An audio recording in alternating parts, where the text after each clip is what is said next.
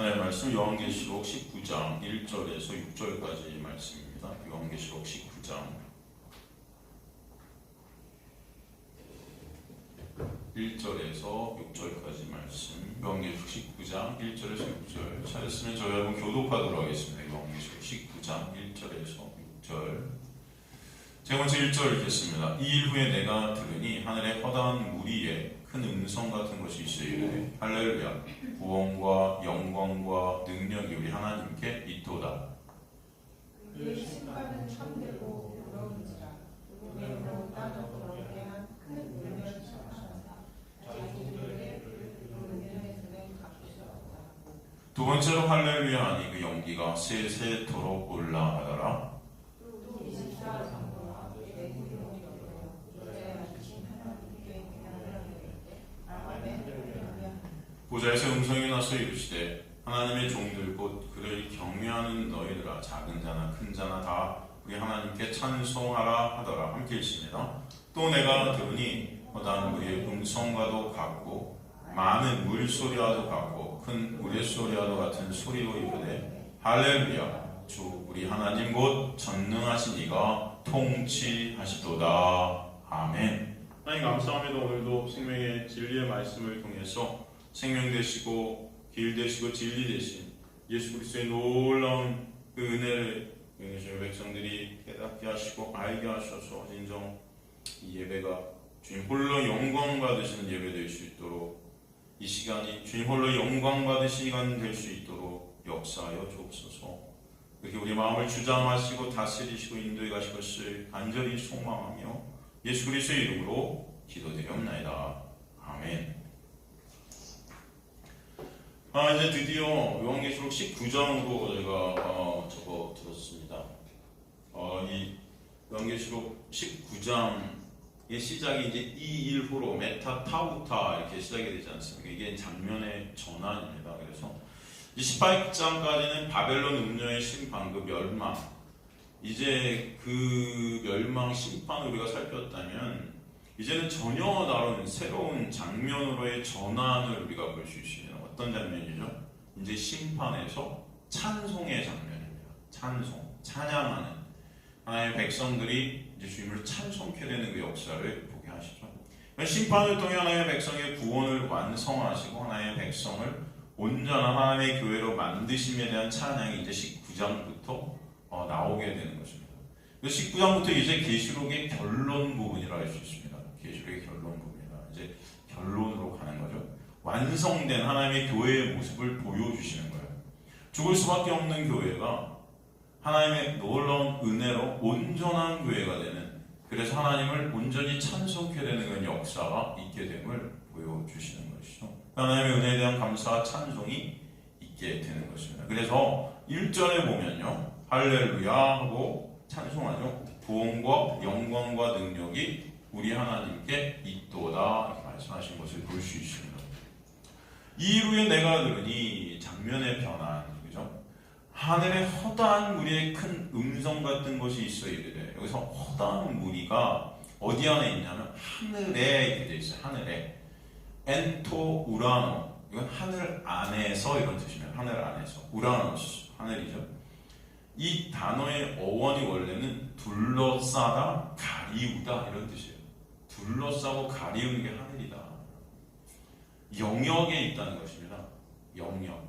예수라는 놀라운 은혜의 장막으로 둘러싸여지게 된, 죄가 가리워지게 된 하나님의 백성들이 거하게 된 그 영역이 하늘이라는 영역이다 라는 것을 우리에게 설명해 주시죠.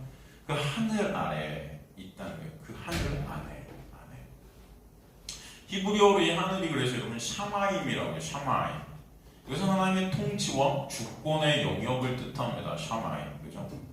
그 영역, 하늘이라는 그 영역 안에서 허다한 무리의 큰 음성 같은 것이 있다. 허다한, 여기서 폴리스, 허다하다가 헬라어로 폴리스라고 하는데, 이것은 지극히 많은 수나 양을 뜻하기도 하지만 자주, 종종 이런 뜻도 있습니다. 구사로 쓸 때는. 그래서 이 둘의 의미를 적용하게 되면 많고 많은 하나님의 백성들이 계속해서 주님을 찬송하는 광경을 우리에게 보여주십니다. 하나님의 백성들이 계속해서 하나님을 찬송하고 있는 것입니다.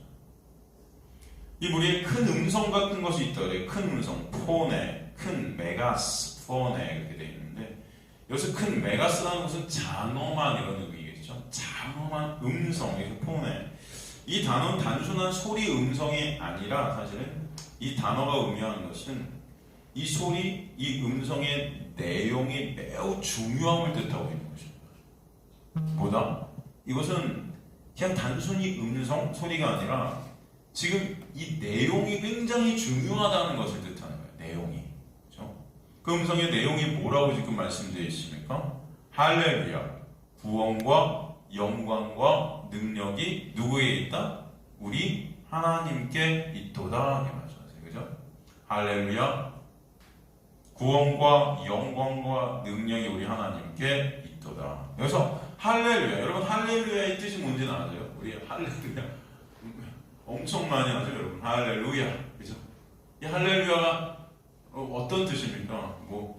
이 할렐루야는 제가 볼 때 이 보통 사람들도, 이 교회를 안 다니는 사람들도 많이 쓰는 것 같아요. 할렐루야 막 그러면서. 이게 무슨 뜻인지 여러분 아세요? 이게 히브리어로 할렐루야흐죠. 야흐. 할렐루야흐. 그래서 여러분 할렐루야흐라는 것은 여호와를 어떻게 하라? 찬양하라 이런 뜻이죠. 할렐루야는 그래서 여러분 여호와를 찬양하라, 주님을 찬송하라 이런 뜻이 할렐루야예요. 그러니까 우리가 할렐루야 하게 되면은 하나님을 찬송하라, 찬양하라. 그러니까 할렐루야, 여호와를 찬양하라. 왜요? 구원과 영광과 능력이 하나님께 있기 때문이다. 그래서 하나님을 찬송해야 된다는 것입니다. 여기서 구원과 영광과 능력이라는 헬라어, 해 소테리아카이, 해 독사카이, 해 디나미스투, 페우, 헤몬 이렇게 헬라어로 되어 있는데 헬라어 원문의 문법상 영광과 능력이라는 단어는 앞에 구원이라는 단어를 보충하는 단어로 쓰여 있습니다. 보충한다는 게 이제 말이 보충이지 이것을 상호 구원이라는 어떤 단어를 설명하는 거죠. 설명한다는 뜻이에요.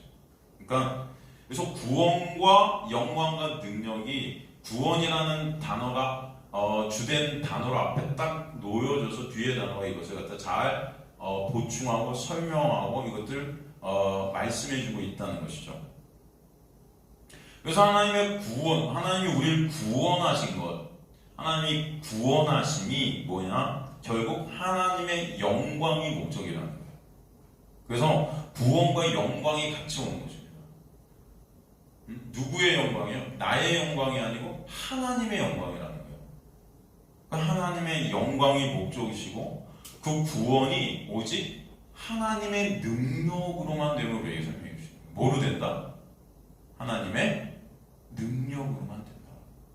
인간의 어떠함이 거기 적용이 되지 않는다는 거예요. 우리를 구원하신 그 구원에 대한 찬송이 하나님의 영광이 목적이 되고 그 구원을 그러기에 오직 하나님의 영광 받으시기 위해서 하나님의 능력으로만 이루신다라는 말씀이에요. 그러시죠? 그래서 그 구원에 우리가 보탠 것이 있다 없다? 없다 말씀하시는 거예요. 그렇기 때문에 영광은 누가 홀로 받으신다? 하나님 홀로 받으시는 것이다. 그리고 그 구원에 대한 과정 가운데 필히 있게 되는 것이 하나님의 심판임을 2절, 3절을 통해서 우리에게 보여주시는 거예요. 그래서 그의 심판은 참되고 의로운 자, 음행으로 땅을 더럽게 한 큰 음녀를 심판하사 자기 종들의 피를 그 음녀의 손에 갚으셨도다 하고 두 번째로 할렐루야 하니 하나님을 찬송하라. 그 연기가 세세토록 올라가도다. 이렇게 말씀되어 있는 것입니다. 그러니까 하나님의 그 심판을 통해서 하나님의 구원이 완성되어 그것을 통해 오직 주님만 찬송받으시는 자리로 우리 끌고 가신다는 거죠. 그래서 사실 2절 앞에 접속사 헬라어 호티가 들어있는데 우리나라 성경에는 이게 해석이 안 됐어요. 2절 앞에 접속사 헬라어 호티가 들어가 있습니다. 원인, 이유를 말하는 거죠. 뭐뭐 때문에, 왜냐하면 이런 뜻이에요. 그래서 이 심판이 있어야 되는 이유를 설명하는 거예요. 이 심판이 왜 있어야 되냐? 왜냐하면 이 구원을 이루신다는 거죠. 하나님의 그 놀라운 은혜로 말미암은 구원을 심판을 통과케 하셔서 이루게 하시겠다는 거예요. 그 심판으로 인한 구원하심의 완성이 있게 하시겠다는 거예요. 그래서 그 심판을 통해 할렐루야 하고 또 찬송이 있게 됨을 우리에게 설명해 주시는 것입니다. 그래서 2절 3절을 통해 그 하나님의 심판이 어떤 심판인지 또 그 내용을 통해 그 심판이 왜 할렐루야 여호와를 찬송케 되는 심판인지를 보게 하시는 거예요. 먼저 주님께서 행하신 그 심판이 어떠한 심판이다? 2절 보니까 그의 심판은 어떻대요? 참되고 의로우시다 이렇게 말씀드리죠. 참되고 알레디노스, 알레테이아에서 온 거죠. 이 진리고 참이고 그것이 같이 있다. 그렇죠? 예수 그리스도만이 진리시다. 하나님만이 진리시다. 그 심판이 그런데 그 진리 되신 예수를 결국 예수 안에 있게 하는 참된 것이다. 그리고 의로우시다. 디카이오시네. 디카이오시네. 이건 관계죠, 여러분. 의. 예수 그리스도만을 의존케 되는 거잖아요. 그러니까 그 심판을 통해 하나님의 백성들은 오직 예수 그리스도만을 의존케 되는 그 의 안에 있게 되는 거예요. 왜냐하면 바로 그 심판이 그래서 참되고 의롭다 말씀하십니다. 그 심판을 통해 진리와 의를 이루신다는 것입니다. 그것은 예수 그리스도만을 의존케 되고 예수 그리스도라는 영역 안에 있게 되는 놀라운 은혜가 있게 되는 것이에요. 그래서 그 심판의 기준이 결국은 그래서 누가 되시는 거예요? 예수가 되시는 거예요. 그렇죠?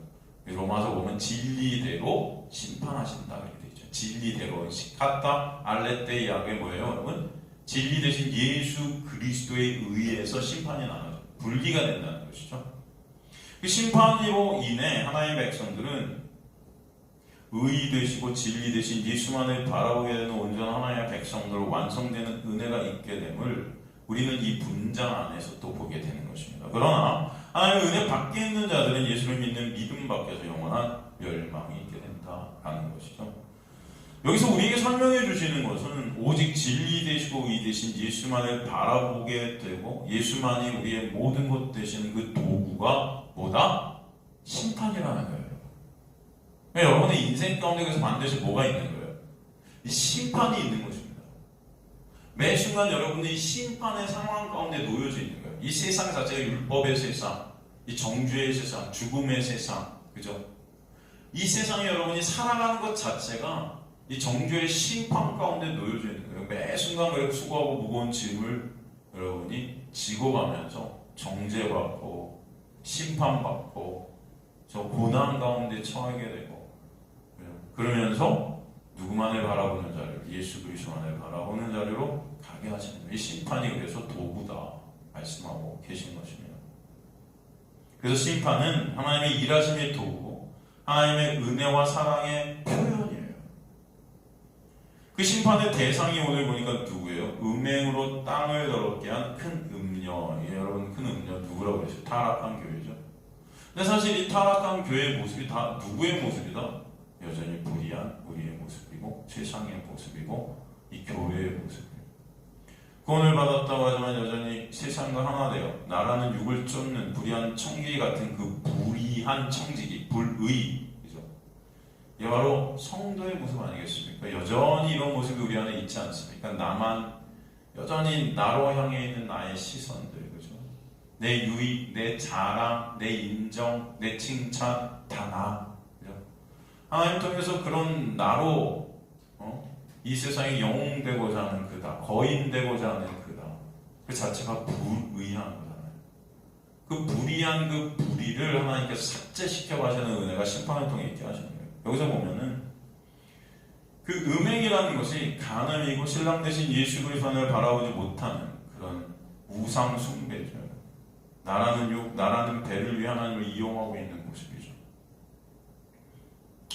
음행으로 땅을 더럽게 한 큰 음녀를 심판하사 땅을 더럽게 한, 여기서 땅, 이게 헬라어로 개인데 개 이렇게 됩니다. 이거는 세상을 의미하기도 하지만 죄로 물든 나라는 육, 그것을 갖다 땅으로 또 의미할 수 있어요. 세상에 묶여있는 그 그 땅을 더럽게 했다. 푸테이로, 이게 뭐냐면 죽였다, 부패케 하다, 이런 뜻이에요. 시체같이 되었다는 거죠. 시체같이. 그래서 우리 육이라는 것은 그 시체가 썩는 냄새만을 갖다 풍겨낼 수밖에 없는 그런 자들임을 갖다가 알라는 거예요.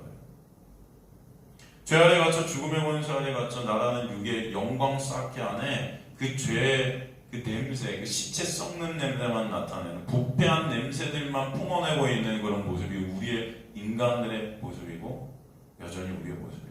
타락한 교회의 모습이다. 라는 것을 보여주시고,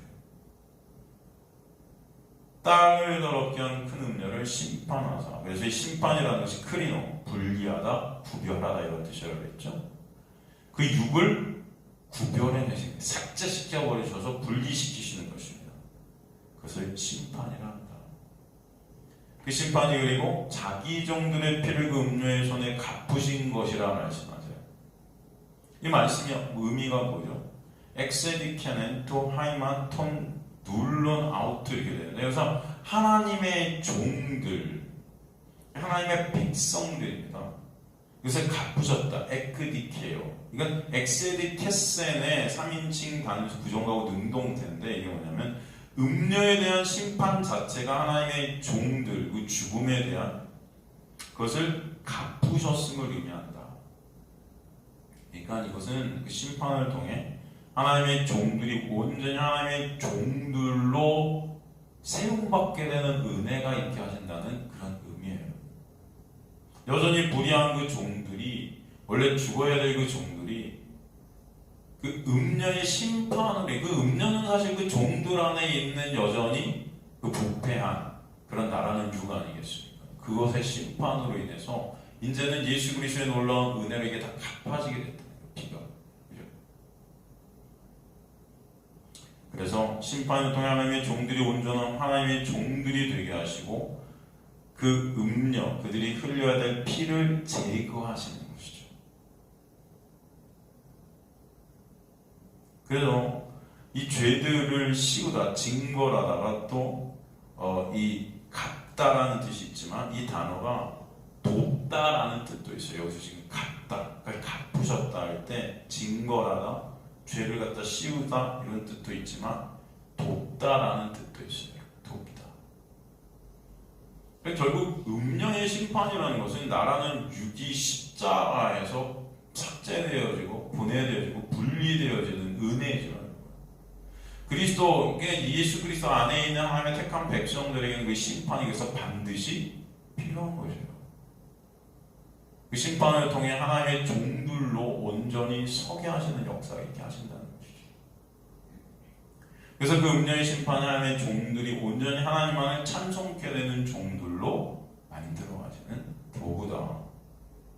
그렇기 때문에 3절에 두 번째로 할렐루야 말씀하세요. 두 번째로 할렐루야 하더니 그 연기가 세색토록 올라가라. 연기, 카포노스 아우테스겠죠. 여기서는 그냥 연기가 아니고 그녀의 연기입니다. 그 음녀의 연기.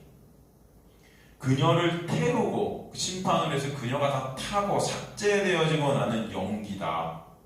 그래서 이 연기는 하나님의 영광의 현현을 의미하기도 하잖아요. 그러니까 그 나라는 그 음녀라는 그 육, 불의한 그 불의가 예수 그리스도의 놀라운 십자가로 인해 태워지고 삭제되어질 때 온전히 연기, 하나님의 영광이 된다라는 뜻이에요. 이게 이거 되시죠? 그 은혜로 된 자들이 누구냐? 4절에 24장로와 내 생물이 엎드려 보좌에 앉으신 하나님께 경배하여 이르되 아멘 할렐루야 또 외치는 거죠. 24장로가 나오는 거예요. 그래서 그 음녀의 삭제로 말미암아 있게 된 하나님의 백성들, 24장로, 12지파 12지파 하나님의 백성들의 모습이죠. 그들 안에 있는 그 불의가 음녀의 심판으로 인해 태워져서 이제 온전히 주님만을 찬송하게 된 하나님의 백성들의 모습으로 주님께서 우리에게 보여주시고 계신 거예요.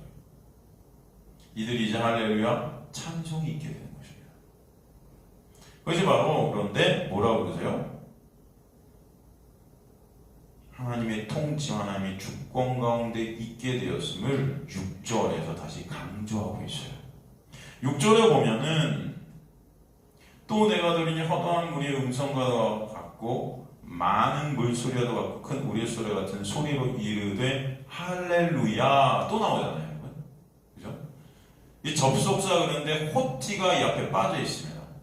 우리말 성경은 여기서 해석이 안 되어 있는데 이 호티를 넣어서 해석을 정확히 하면은 할렐루야 다음에 호티가 기록되어서 할렐루야 즉 여호와를 찬송하라 호티 왜냐하면 여러분 거기 그래서 할렐루야 다음에 6절에 왜냐하면 주 우리 하나님 곧 전능하신 이가 통치하시도다. 왜냐하면을 껴넣으세요.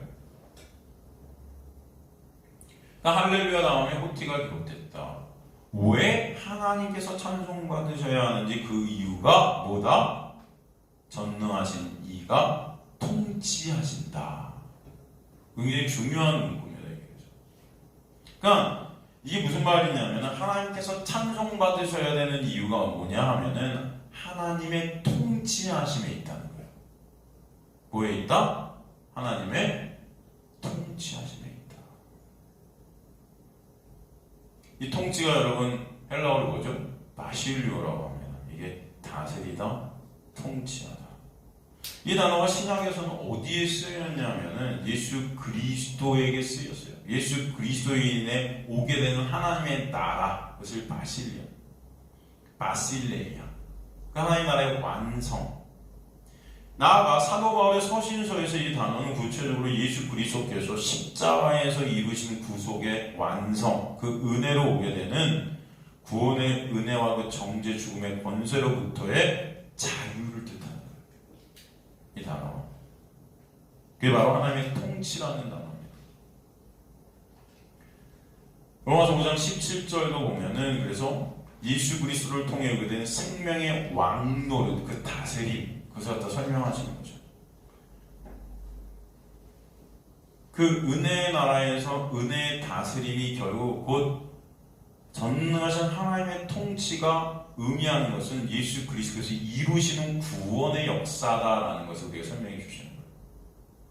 그래서 그 구원의 은혜에 의해 찬송케 된다 말씀해 주시죠. 결국 하나님의 그 심판으로부터 오는 찬송이라는 것은 예수 그리스도께서 이루신 그 구원의 놀라운 은혜 안에 있게 된 역사다.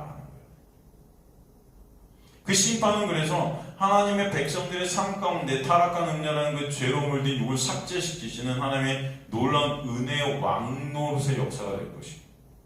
그러기에 하나님의 백성들을 이 어둠의 죄 아래 갇힌 세상에 보내셔서 그 죄 아래 갇힌 그런 불의할 수밖에 없는 죄로 물든 그 육을 삭제시켜 가지고 그 심판을 통해 하나님의 은혜를 깨닫게 하시고 하나님의 영광을 채우게 하시며 그 영광을 깨달은 자들이 바로 주님만을 찬송케 되는 역사가 있게 하시는 것입니다.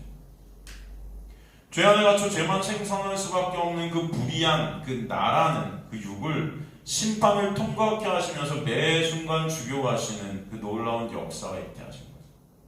그것을 갖다 십자가의 주님은 이미 묵시 가운데 다 완성하신 것이죠.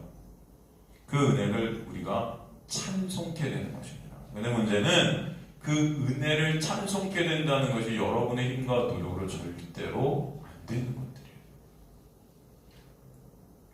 주님의 놀라운 은혜가 여러분의 육을 죽여가는데 그것을 찬송할 자가 있을까요? 여러분?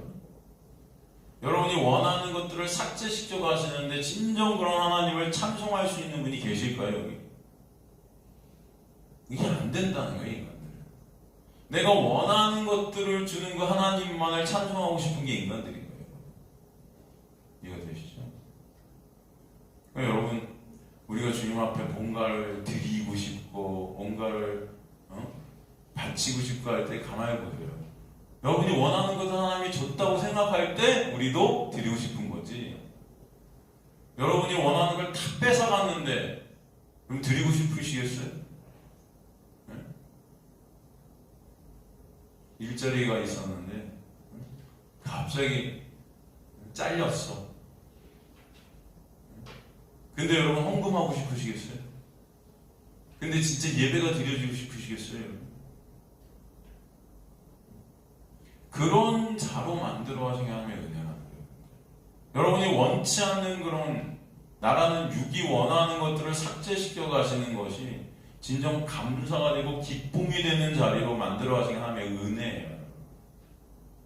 그래서 주님의 백성들은 내가 원치 않는 자리로 가면 갈수록 오직 예수 그리스도를 더욱더 찬송케 되고 그 은혜, 놀라운 은혜를 바라보게 된다 말씀하시는 것입니다.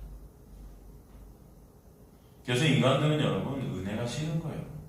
은혜가 싫습니다. 여러분의 육을 삭제시켜 가시는 이 은혜, 이 차별 없는 이 은혜, 나의 영광을 챙기고 싶은데 챙기지 못하게 하는 이 은혜가 인간들은 싫은 것입니다. 여러분이 진짜 은혜가 좋다라는 것은 진짜 여러분의 실존을 알게 될 때만 가능한데 이것이 기적이에요. 기적. 인간은 자신의 실존을 정확히 몰라요. 다 꽁꽁 싸매고 있다는 거예요. 진정 그 은혜를 찬송케 되는 저와 여러분 되시기를 간절히 축원합니다. 그런 하나님의 백성들은 그런 나의 실존을 말씀을 통해 인생을 통해 보게 하셔서 진정 은혜가 아니면 안 되는 그 놀라운 역사가 뭔지를 조금이라도 깨닫게 하신 거예요. 그래서 내가 원하는 것이 안 되고 내가 원치 않는 그런 자리로 날 끌고 가시는 것이 진정 감사가 되고 기쁨이 되게끔 역사해 가십니다.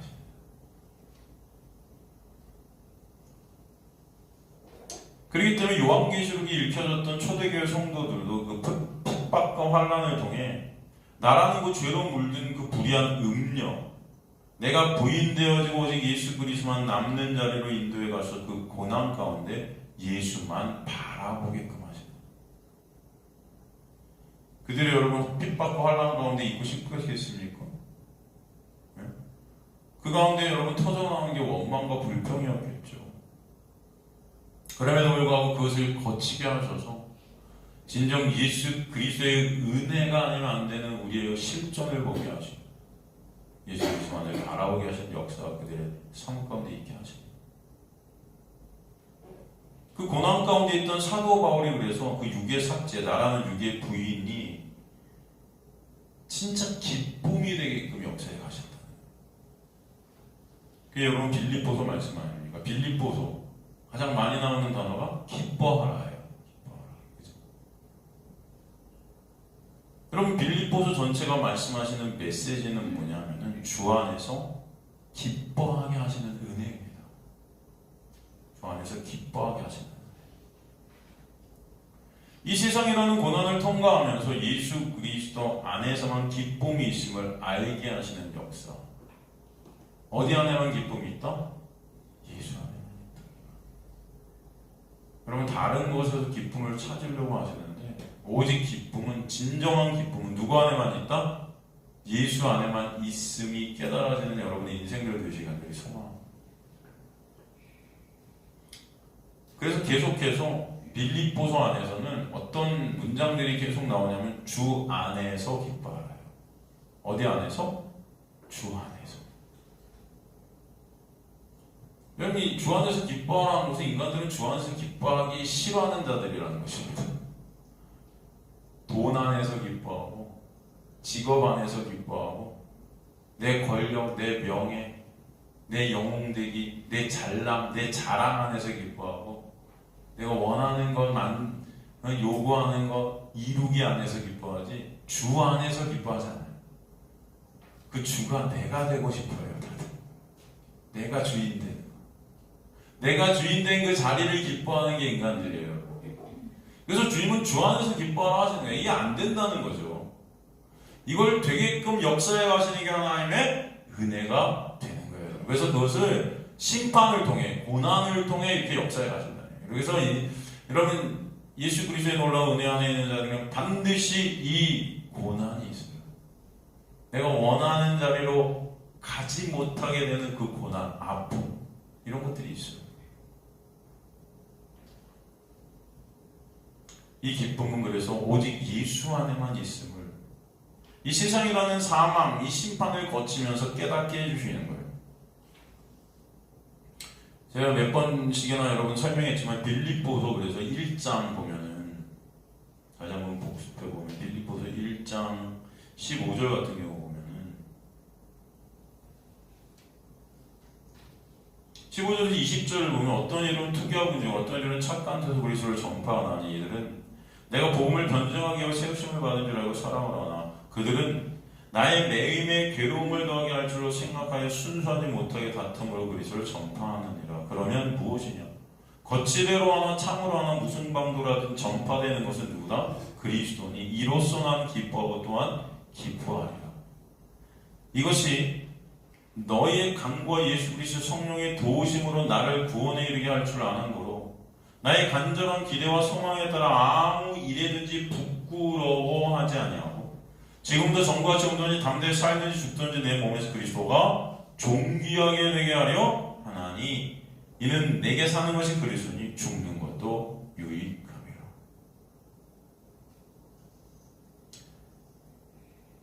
이 빌립보서 1장 15절에서 20절을 통해서 구체적으로 이 기쁨이 어떻게 나오는지를 설명하시는 거예요. 여러분 이 말씀의 상황이 어떤 상황이냐면 지금 사도가 어디 갇혀 있어요? 옥에 갇혀 있는 거죠. 옥에 갇혀 있어요. 근데 그 옥 안에서 계속해서 이 기뻐하라 기뻐하라를 외치고 있는 거예요.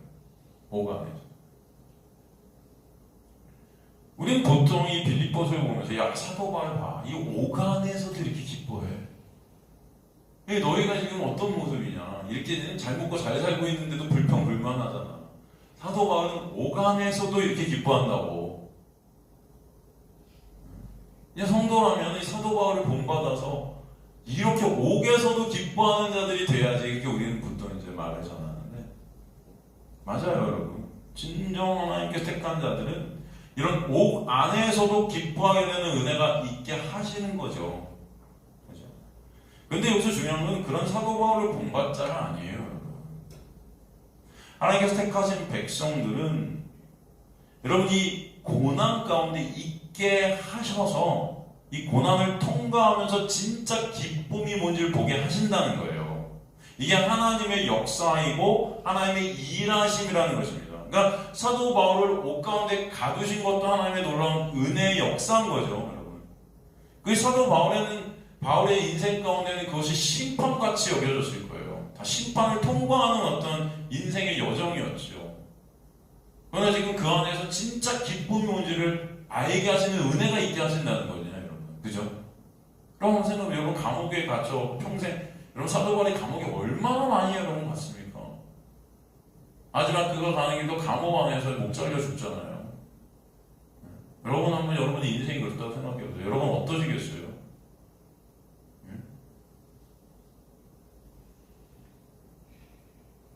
빌립보서 1장 18절 같은 데 보면 이로써 나는 기뻐하고 또한 기뻐한다. 기뻐한다가 두 번이나 나와요. 그런데 이 헬라 원문을 보면은 이 두 번의 기뻐라는 단어가 각각 다른 문자에 걸려 있다고 그랬죠. 문법상 보면 첫 번째 기뻐하라는 어디에 걸려 있어요? 여기다 설명한 건데요, 여러분. 첫 번째 기뻐하라가 어디 걸려 있죠? 그 앞에 뭐예요? 전파되는 것이 그리스도니 거기 걸려 있어요. 첫 번째. 이렇든 저렇든 나를 모함해서 내가 옥에 갇혀서 내 옥에 갇힌 것이 기쁘든 어떻든 사람들이 시기 질투 때문에 예수를 전하게 되는데 이렇든 저렇든 예수가 전해지는 것으로 기쁘다. 그죠? 은혜의 본체 되신 구원을 홀로 십자가에 죽으신 그 예수께서 사도 바울이 옥에 갇힘으로 전파되는 그 자체가 기뻤다. 그건 예수 그리스도가 사도에게 가장 중요했던 거죠. 예수 그리스도의 은혜가 전파되는 것, 그 예수 그리스도가 전파되는 것이 가장 중요한 거였어요. 그 예수의 놀라운 은혜가 아니면 존재할 수도 없는 그 자신의 실존을 그는 알게 되었기 때문이겠죠. 그러니까 진리 대신 생명 대신 소망 대신 예수의 증거되어 전해지는 것이 가장 감사했고 즐겁고 기쁜 것이 되었다. 여러분의 인생 가운데서도 진정 예수 그리스도가 전해지는 것이 가장 기쁨이 되시는 저 여러분 되셔야 되죠. 그리고 또 기뻐하라 돼 있어요. 기뻐하라. 그 두 번째 기뻐하라는 어디 걸려 있다? 19절에 걸려 있다. 그래서 19절. 19절이 뭐라고 돼 있죠? 이것이 너희의 영과 예수 그리스도의 성령의 도우심으로 나를 어디에 이르게 한다? 구원에 이르게 할 줄 안다. 이게 무슨 말씀이에요? 지금 사도 바울이 옥에 갇힌 것 자체가 고난이고 어떻게 보면 심판같이 여겨질 거 아닙니까? 환난이에요. 핍박이에요. 근데 이 고난, 이 환난, 이 핍박, 이 감옥의 갇힘이 나를 어디에 이르게 한다? 구원에 이르게 한다. 그래서 기쁘다는 거예요, 여러분. 누가 감옥에 있고 싶겠습니까? 근데 사도 바울은 이 감옥의 갇힘으로 말미암아 오직 예수 그리스도만을 바라보게 되고 은혜만을 바라보게 되고 예수가 아니면 안 됨을 알게 되는 그 놀라운 역사고 구원의 역사가 있게 되는 것. 그 구원의 온전한 성도로서의 완성이 있게 하신 이 심판을 거쳐, 이 고난을 거쳐서 있게 된 그 자체가 너무나 감사하고 기쁜 일이다.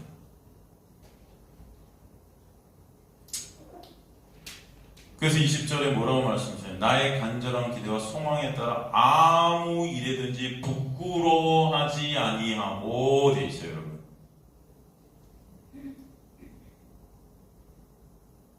여러분, 이 말씀이 어떤 의미가 있을까요? 네? 나의 간절한 기대와 소망에 따라 아무 일에든지 부끄러워하지 아니하고 이렇게 돼 있어요. 이게 어떤 의미라고 그랬죠? 이 말씀 안에는 지금 사도가 이 감옥 안에 갇혀있는 상황 자체가 어떤 상황이다? 부끄러운 상황이라는 거예요. 이해가 되시죠? 이 부끄러운 상황이라는 거예요. 그런데 부끄러움이 되지 않는다, 이제. 응? 부끄러워하지 않는다. 그럼 이 고백은 시편 34편 3절에서 5절을 인용한 겁니다, 사도 바울이. 시편 34편은 여러분 누가 쓴 시예요? 시편 34편 가볼까요?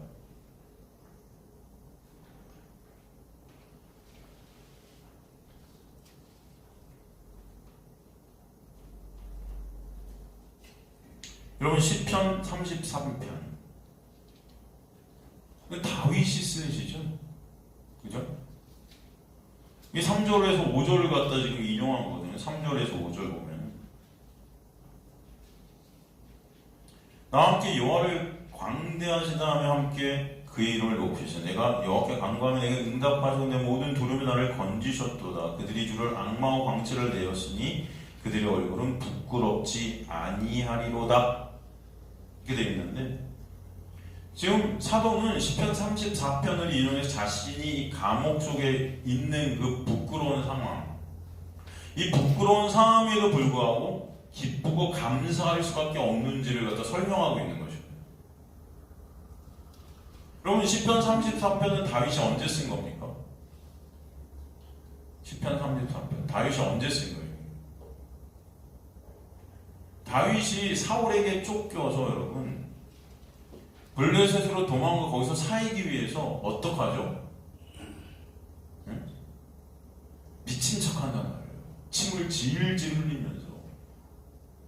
그래서 겨우 살아나요, 여러분. 응? 그 당시 그 일이 여러분 다윗에게는 부끄러움일까요? 아닐까요? 응? 여러분 어떻게 생각하세요? 미친 척 해갖고 목숨 건져내고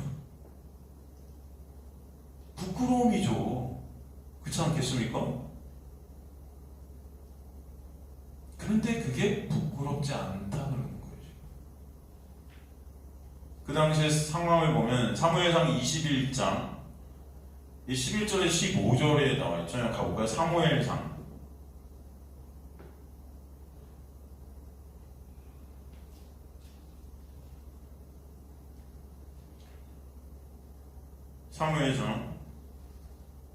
21장 11절 그날에 다윗이 사울을 두려워하여 일어나 도망하여 그 가드 왕 아기스에게로 가니 아기스 신하들이 아기스에 말해 이는 그 땅의 왕 다윗 아니니까 우리가 춤추며 이 사람이 이를 노래하였는데 사울이 죽은 자는 천천히 다윗은 만만이로다 하지 아니하였나이까 하니라. 다윗이 이 말을 그의 마음에 두고 가드 왕 아기스를 심히 두려워하여 그들 앞에 그의 행동을 변하여 미친 채 하고 대문짝에 그저거리며 침을 수염에 흘리매 아기스가 그의 신하에게 이르되 너희도 보거니와 이 사람이 미치광이로다 어찌하여 그를 내게로 데려왔느냐. 내게 미치광이가 부족하면서 너희가 이 자를 데려다가 내 앞에서 미친 짓을 하게 하느냐. 이 자가 어찌 내 집에 들어오겠느냐 하리라. 그죠? 지금 다윗이 누구 앞에 떨고 있냐면 가드왕 아기스 앞에서 떨고 있어요. 여러분 가드왕이라는 이 가드는 이 가드가 누구의 나라입니까? 네? 가드 골리앗의 나라예요. 골리앗 알죠 여러분? 골리앗. 골리앗을 누가 죽였습니까? 다윗이 죽였어요. 그때 얼마나 여러분 이 영광스러운 장면들이 막 펼쳐집니까? 물맷돌로 그것도 그 거인을 갖다가 여러분 그죠? 쓰러뜨리잖아요. 아무도 예상치 못한 일을 벌이잖아요. 얼마나 그때 여러분 다윗의 이름이 높아졌어요. 그죠? 이게 지금 골리앗 이 가드의 나라 골리앗의 나라 가드 여기 지금 도망간 거예요. 지금 다윗이. 그리고 지금 그 골리앗의 나라에서 어마어마한 수모를 지금 겪고 있는 겁니다. 다윗이 여러분. 여러분 왜 하나님은 다윗에게 이런 상황을 허락하셨을까요? 왜? 그럼 그런 질문 들지 않으세요? 응? 여러분이라면 어떻게 생각하세요? 왜 하나님은 나한테 이런 상황을 허락하셨을까?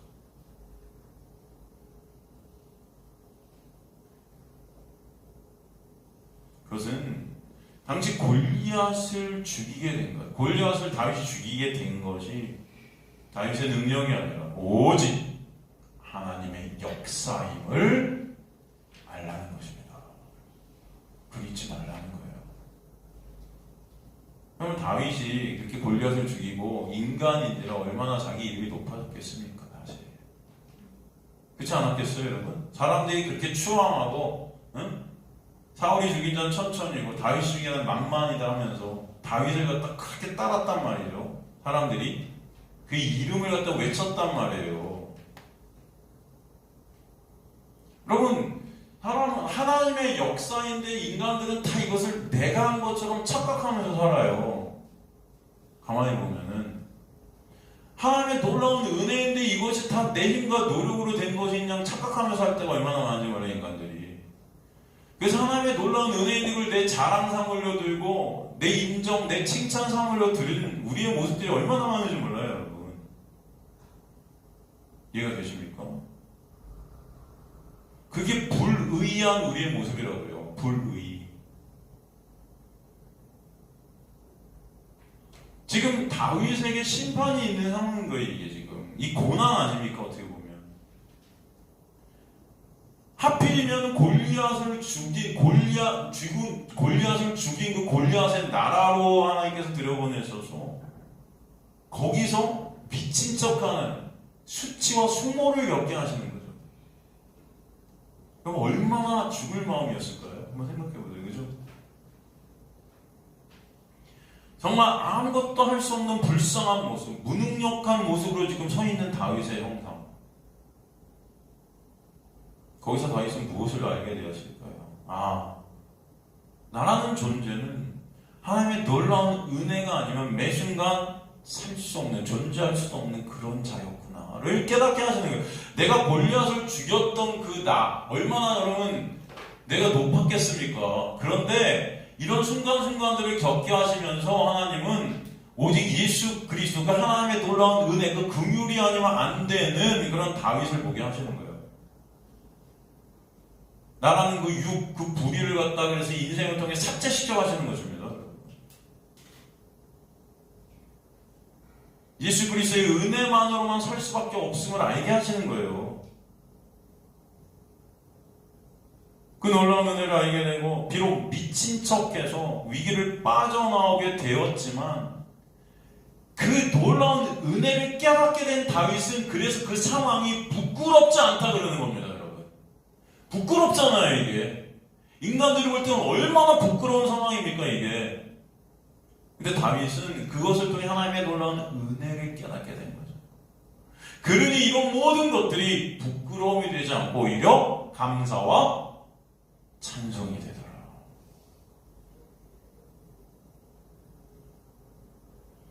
하나님께서 이 모든 상황과 환경을 통해 구원을 이루시는 하나님의 놀라운 은혜고 역사이고 세밀한 섬세한 하나님의 손길이 이미 깨달아지는 그 모든 상황이.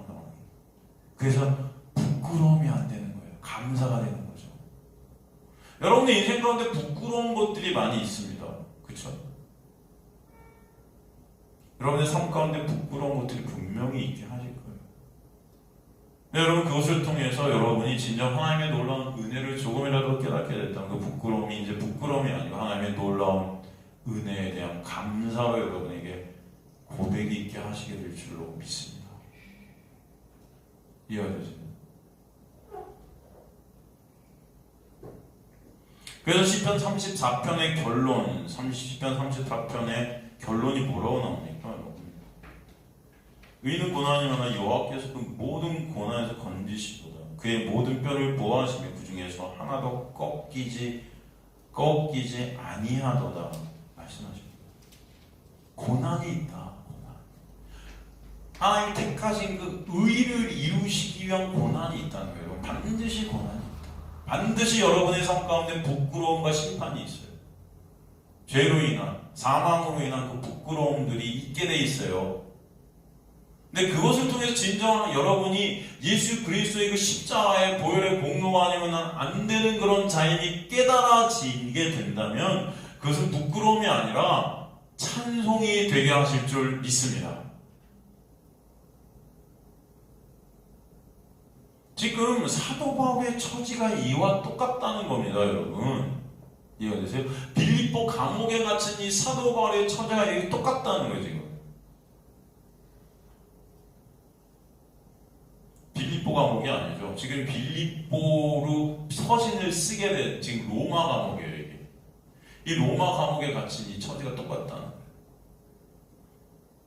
지금 사도 바울이 여러분 빌립보서를 쓰잖아요. 빌립보는 어디에 쓴 겁니까? 빌립보 교회에 쓴 거예요. 그죠?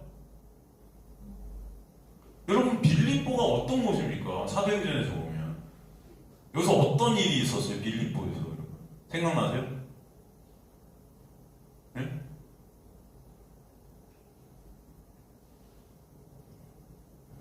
생각 안 나세요? 빌립보에서 어떤 일이 있었어요? 사도행전. 지금 빌립보에서 사도 바울이 자기가 갇혔던 감옥문이 열리게 되고 거기서 빠져나오게 되는데 간수가 자결하려 들다가 간수를 갖다가 복음을 전해서 구원을 받게 되는 놀라운 은혜가 있게 되잖아요. 여러분 생각나시죠? 간수가 자결하려 들자 자결하지 말라고 오히려 사도 바울이 안 가잖아요. 그리고 그 집이 간수도 하나님의 놀라운 은혜를 입게 되고 그 모든 가정이 하나님의 은혜를 입게 되는 그 놀라운 역사가 있게 하셨잖아요. 감옥에서 여러분 바울과 실라가 잠들어 있어 찬송하고 하는데 막 감옥문이 다 열리잖아요. 팍팍팍팍. 천사가 들어가고 다 꺼내내잖아요, 사도 바울을. 그죠? 그게 빌립보였다고요. 사람들이 그 얘기를 들었을 때 여러분 사도 바울은 얼마나 추앙했을까요? 이야, 사도 바울에게 이런 놀라운 능력이 임했다. 하나님께서 역사하신다, 사도 바울을. 그죠? 그 감옥문이 다 열리고 이런 기적과 같은 일이 일어난다. 그렇지 않겠습니까? 그런데 그런 그가 지금 감옥에서 편지를 쓰고 있는 거예요. 그렇다면 편지를 받게 된 빌립보 교인들이 어떤 생각을 하겠습니까? 여러분 같으면 어떻게 생각하겠어요? 아니, 이 빌립보 여기서는 감옥문이 탁탁탁탁 열려갖고 저렇게 멋지게 감옥을 빠져나갔는데 그런 능력을 발휘하는 사도가 아니 그 감옥에 여전히 갇혀있어? 왜 저러지? 능력이 사라졌나? 더 이상 하나님의 종이 아닌가?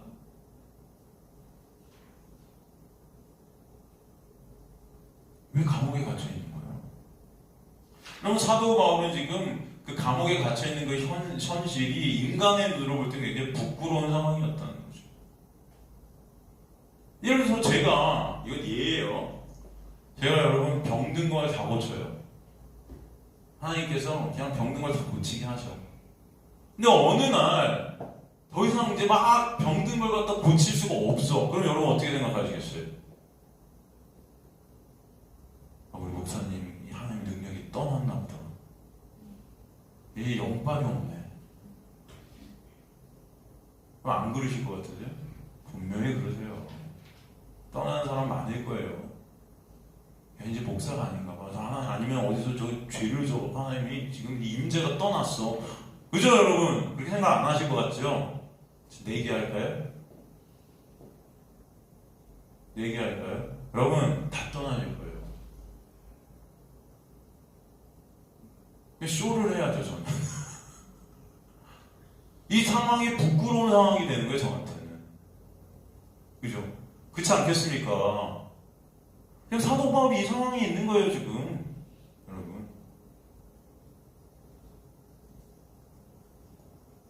여러분 주님은 이 상황 가운데 바울에게 지금 은혜를 가르치시는 거예요. 사도도 그렇지 않겠어요? 감옥문이 팍팍 열리고 그런 능력이 막 그에서 나오고 할 때 여러분 얼마나 우쭐될 수 있었겠을까요? 한번 생각해 보세요. 지금 여러분 이단들 뭐 박태선 이런 사람들 옛날에 보면 막 그런 일들 막 일어나고 이 뭐 기적 일이치고 막 이것 때문에 여러분 다 지가 하나님이 된 거예요 다. 맞아요?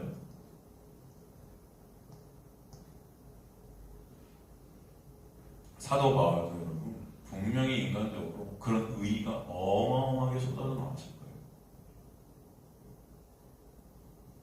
주님은 이 상황 가운데 그래서 사도 바울의 실존을 보게 하시는 거예요. 사도가 우쭐대고 자랑될 수 있는 그 사도 바울의 육적인 그런 의의들을 다 삭제시키는 것입니다. 하나님의 은혜죠. 그 모든 것들이 사도 바울이 어떠함이 아닌 온전히 하나님의 일하심임을, 하나님의 은혜임을 깨닫게 하시는 거예요. 여전히 나를 자랑하고 싶고 나를 인정받으려는 그 나를 삭제시키시는 그 온전한 교회로의 완성. 사도를 그렇게 이끌어 가시는 것입니다. 그 모든 것들을 통해. 고난을 통해. 그 옥에 갇힌 심판을 통해. 그래서 다윗의 시편을 통해서 그 상황이 부끄러움이 아닌 감사와 찬송임을 갖다 사도 바울은 고백하는 거예요. 이게 부끄러운 게 아니라. 모든 것이 주님의 은혜다라고 말하는 거예요.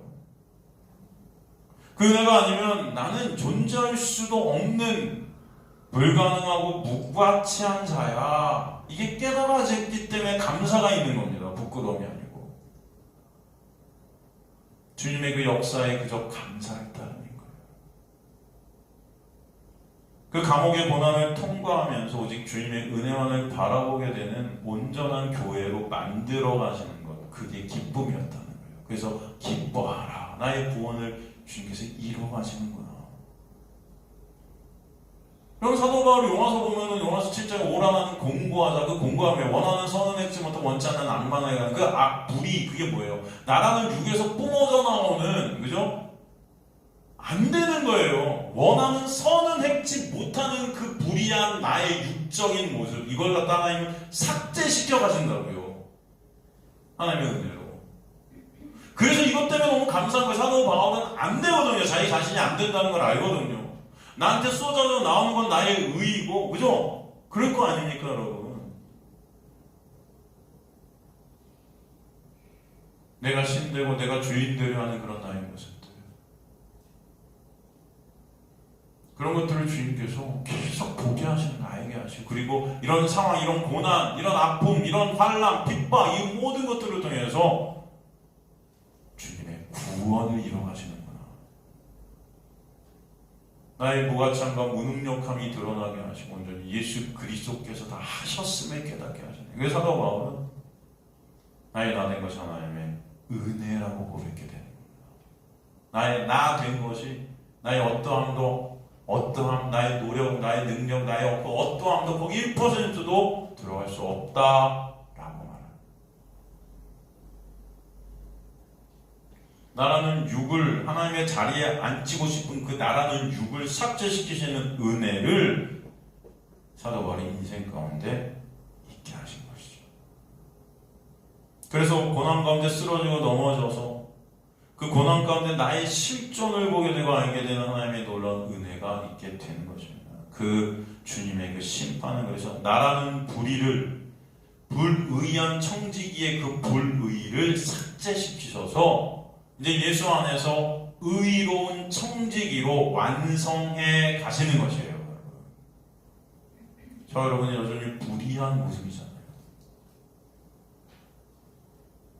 그래서 여러분이 예수 그리스도의 놀라운 은혜 안에 있게 돼서 예수가 여러분을 끌고 가시게 될 때 나라는 그 육이 원하는 그 나라는 육의 높임, 나라는 육의 자랑, 나라는 육의 가치 높이는 그것들을 하나하나씩 쳐내시는 거예요.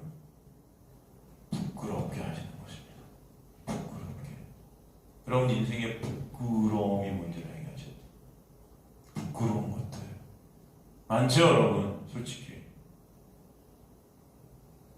그것을 통해 하나님의 놀라운 은혜가 아니면 안 되는 나의 실존을 보게 하셔서 예수 그리스도만을 바라보게 되는 역사가 있을 때 그것이 부끄러움이 아니고 찬송임을 알게 되시길 간절히 소망합니다. 하나님의 놀라운 역사예요. 그래서 하나님의 은혜 안에 있는 자는 마음대로 살 수 없어요. 마음대로 살 수 없어요. 예수 믿었더니 만사 형통되더라. 뻥이에요. 그거는 저주입니다. 그건 예수 믿는 게 아니에요. 여전히 나를 믿고 있는 거죠. 진정 예수 믿는 믿음 안에 있는 자는 내가 원하는 대로 가지 못합니다.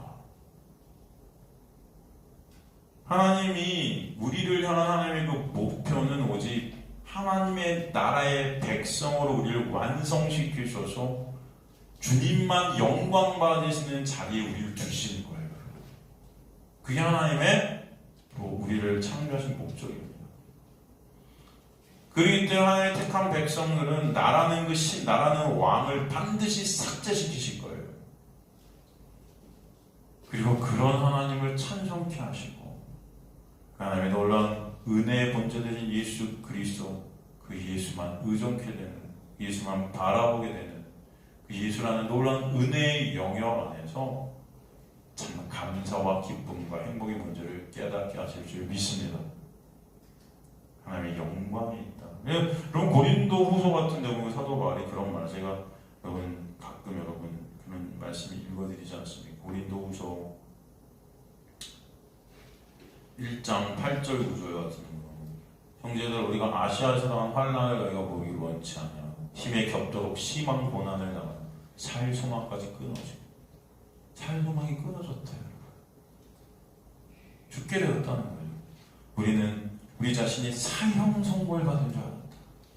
이런 상황에 여러분 처해 보셨습니까? 이는 우리로 그런데 자기를 의지하여 오직 죽은 자를 다시 살리신 하나님만 의지하게 하시리라. 이 모든 고난과 환난, 사형 선고를 받은 것 같은 이 고난과 환난 속에서 주님께서 우리를 이런 데로 끌어놓으시는 것이 뭐다? 예수 그리스도만을 바라보게 하시는 이게 복이라는 것입니다. 복이에요. 이게 복. 그죠? 이 은혜가 여러분에게 있게 되기를 간절히 소원합니다. 4절 7절 보면 우리의 모든 환난 중에 우리를 위로하사 우리로 하여금 하나님께 받는 위로로서 모든 환난 중에 있는 자를 능히 위로하게 하시는 이시로다. 그리스도의 고난이 우리에게 넘친 거가 우리가 받는 위로도 그리스도로 말미암아 넘치는 거다. 그래서 반드시 여러분 고난의 삶을 살게 하십니다. 우리가 환난 당하는 것도 너희가 위로와 구원을 받기 하려는 거죠. 환난 당하는 이유가 뭐다? 진정한 위로가 뭐고 구원이 뭔지를 알게 하시는 거예요. 우리가 위로받는 것도 너희가 위로를 받게 하려는 것이니 이 위로가 너희 속의 역사 우리가 받는 것 같은 고난을 너희도 견디게 한다. 말씀하시죠. 은혜가 있게 하시는 거예요. 빌립보서 빌립보서 4장 11절에 13절도 뭐라고 말씀되어 있습니까? 빌립보서 4장 11절에 13절도 보면 내가 궁핍함으로 말하는 것이 아니니라 어떠한 형편에든지 나는 자족하기를 배웠노라. 나는 비천에 처할 줄도 알고 풍부에 처할 줄도 알아. 모든 일, 곧 배부른과 배고픔과 풍부와 궁핍에도 처할 줄 아는 일체의 비결을 배웠다. 이게 무슨 의미예요, 여러분? 네? 이야, 도통했다? 도가 텄다? 아까 같은 의미예요. 이런 부끄러운 상황 속에서도, 배고픈 상황 속에서도, 풍부한 상황, 어떤 상황에서도 하나님의 놀라운 은혜를 아는 자리, 하나님의 놀라운 역사, 하나님의 놀라운 주권, 하나님의 놀라운 그 계획, 그것을 깨닫고 아는 자리, 예수 그리스도를 바라보게 하는 자리, 이게 그래서 나에게 있게 되었구나라는 그 모든 원인을 다 깨닫게 됐다는 거예요, 여러분. 그러니까 나의 삶 속에 있는 모든 일을 합력하여 뭘 이루시는, 선이라는 구원을 이루시는 일이구나, 그것을 알게 되었다는 거예요, 여러분. 이해가 되시죠? 여러분이 좋아하는 말씀, 내게 능력 주시는 내가 모든 것을 할 수 있네. 이거 무슨 슈퍼맨이 된다. 여러분 뭐 예수 믿으면 내가 원하는 거 다 이루어 주신다 뭐 그런 말이 아니에요.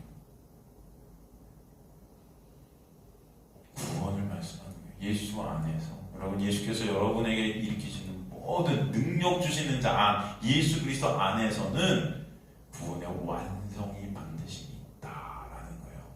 모든 것을 할 수 있다는 것은 여러분의 어떤 행위, 어떤 것들 뭐 바라는 이런 것이 아니고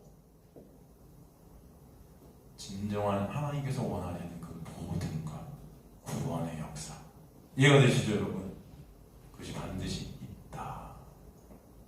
그래서 그 구원을 이루시는 하나님께서는 여러분의 인생 가운데 어떤 상황 속에서도 그 모든 상황을 통해서 그 은혜를 아는 자리, 은혜를 깨닫고 예수 그리스도를 바라보는 자리를 여러분이 끌고 가시는 것이다. 그게 바로 일체의 비결을 배운 거예요, 사도 바울이. 이해가 되시죠, 여러분? 아시겠습니까? 그래서 사도 바울은 어떤 상황 속에서도 이제는 감사하고 찬송케 되는 것입니다. 왜? 이 모든 것을 통해 하나님은 구원을 완성시켜 가시는 것입니다. 이해가 되시죠? 여러분, 예수 그리스도 안에 있는 자는 모든 것이 완성된 자임을 믿습니다. 모든 것을 할 수 있고 이룬 자인 거예요, 이게. 여러분, 이해가 되시죠? 그 구원의 완성, 그 십자가에 이루신 그 놀라운 은혜의 완성이 예수 안에 있다. 그래서 오늘 말씀을 보면 여러분, 이들이 찬송할 수밖에 없는 이유는 바로 주님의 이 주권, 주님의 그 은혜의 통치, 주님의 일하심, 이 통치 가운데 바실령, 예수 그리스도라는 천국의 임하심 가운데 있게 되어진 그 놀라운 역사 때문에 주님만을 찬송케 되는 것이고, 그 역사 가운데 여러분, 나라는 육, 나라는 불의, 나라는 그 음녀를 삭제시켜 가시는 그 고난과 환난이 반드시 있음을 알라라는 것이에요. 그리고 그것이 있걸랑 그 모든 것이 하나님의 놀라운 은혜를 알게 하시는 역사임을 알아서 할렐루야, 주님만을 찬송케 되는 은혜가 여러분의 삶 가운데, 백성들의 삶 가운데 있게 하실 것이다 라는 말씀이 오늘 요한계시록 19장 1절에서 6절까지의 말씀 할렐루야에 있는 것입니다.